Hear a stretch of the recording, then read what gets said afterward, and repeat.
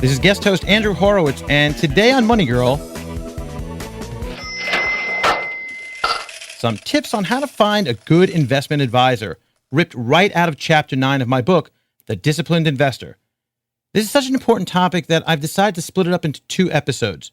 Part 1 will cover advisor basics, what you need to know. And Part 2 will provide tips to finding the best advisor to work with. Protecting your assets from all the potential pitfalls can be a rather trying matter.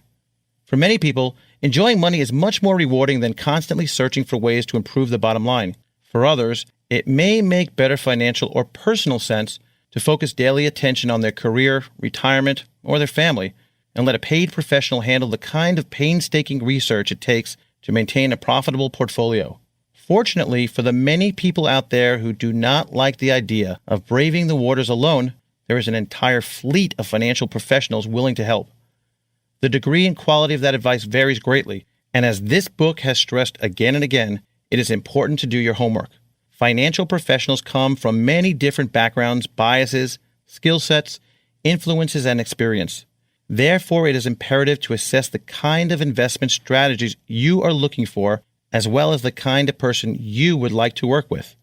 As if you are looking to buy and test drive a car, it is critical that you take the time to size up the benefits and drawbacks of dealing with a particular financial advisor. During your evaluation, there are a few easily recognizable key indicators that the disciplined investor must pay attention to. The following 2 segments conveniently lump them into 2 categories: what to avoid and what to look for. Choosing an advisor, what you should know. At the grocery store, most people comparison shop.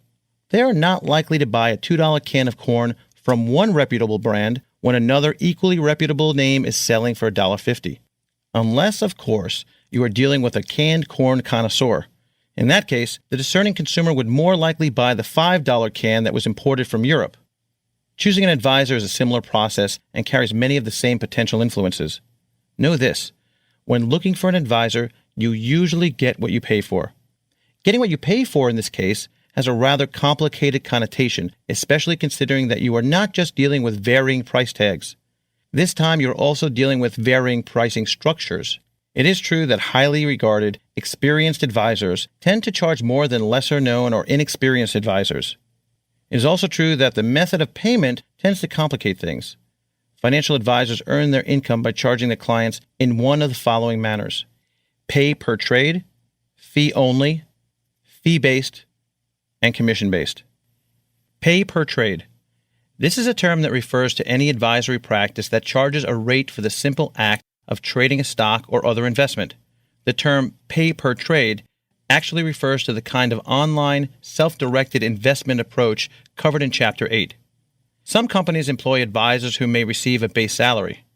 In addition, bonuses may be based on the many thousands of flat-rate trading fees that the company earns every day from the clients that use their services.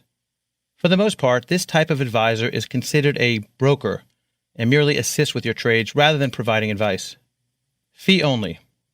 This term refers to the type of advisor that charges a standard hourly fee or a flat amount for his or her service. Think of the way in which one pays a lawyer or psychiatrist. This sort of pay structure may also come with an annual fee associated with the types of investments that you and your advisor agree on. Usually you will pay a percentage of the assets managed for ongoing advice and support beyond the initial consultation. Fee-based. This is probably the loosest term in the entire group. Fee-based advisors may charge a flat hourly rate plus a fee for managing your portfolio. In addition, investments purchased may pay a commission to the advisor. The degree of those commissions varies greatly between advisors, and some firms will actually work in a manner closer to the category of fee only than others. With this arrangement, clients will have the broadest range of investment options available to them.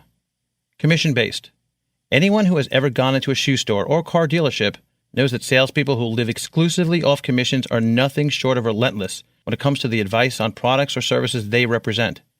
If they do not get you to pull out the old checkbook, they do not make any money. It is essentially the same with commission-based advisors, who are paid only when you implement suggestions that they make on stocks, loaded mutual funds, insurance, or annuity products. In summary, you can determine what to avoid in an advisor by following a few basic rules. The first is that while the online self-directed advisory firm may be great for those who wish to maintain some degree of control over their own portfolios. When it comes time to offer expert advice, they tend to fall a little short. Basically, it is pretty easy to figure out that the advisors working for one of these services, with no commission, a base salary, and little motivation to perform well for the client, are not exactly the cream of the crop. The second point is that when dealing with a fee-only advisor, you may find yourself paying for services that you don't really need. Look at a lawyer analogy. Your new attorney is probably not about to take a look at all of your legal documents and tell you that everything is completely in order. Rather, he or she may suggest all of the things that can be improved. Of course, they will take an hourly fee in order to provide the service. Then there are advisors that are primarily commission-based. Imagine for a moment that you are in a mall shopping for shoes. You walk into a well-stocked retail establishment and find that it only sells brown shoes. The pleasant salesman walks over and asks if you need help. Let's agree that you are most assuredly not going to walk out of there with a brand new pair of black shoes. No matter how badly you may want a black pair, the benefits and beauty of the brown shoes will be extolled. Now, with that in mind, think about the commission-based planner. If you are working with an advisor whose income is based on the commissions from selling specific investments, how can you ever be certain that what you are buying is not a membership at the country club for that advisor? At what point does adding a mutual fund to the portfolio or jumping on a stock become an action that is less in your interest and more in theirs? By process of elimination, the obvious pick out of the group is the fee-based advisor. Typically, these advisors employ a nice blend of all the fee structures. Basically, you will be able to choose which pay structure is best suited for you and the advisor. This gives you the greatest flexibility and control. Apart from the fee structure, there should be additional factors when determining the best advisor for your unique situation. In some capacity, it is important to seek counsel of some kind. Bear in mind that the old saying, "The man who represents himself as an attorney has a fool for a client." Nobody, not even an experienced advisor, has the answers to all of life's or Wall Street's questions. Furthermore, almost no one can completely separate their emotions from their own portfolio. This happens to be one of the most important lessons to be learned when dealing with your own money. That is why advisors have a decided advantage. If they gain or lose $5,000 in a day for your portfolio, they are less likely to lose sleep over it. Of course, this is not something to be taken lightly, even with a very large portfolio. Yet the simple fact of the gain or loss is less likely to dictate the advisor's next move. This is what separates the successful investor from the rest of the pack. In short, the greatest benefit of utilizing an investment advisor in some capacity is to gain objectivity.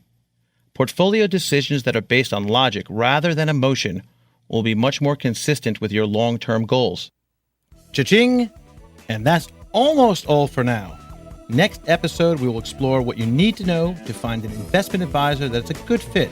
Don't forget to come over and subscribe to my weekly podcast, The Disciplined Investor, available on iTunes. And if you want to become a more disciplined investor, pick up a copy of my book or audiobook, The Disciplined Investor, Essential Strategies for Success. As always, everyone's situation is different, so be sure to consult a tax or financial professional before making important financial decisions. This podcast is for educational purposes only and is not intended to be a substitute for seeking personalized professional advice.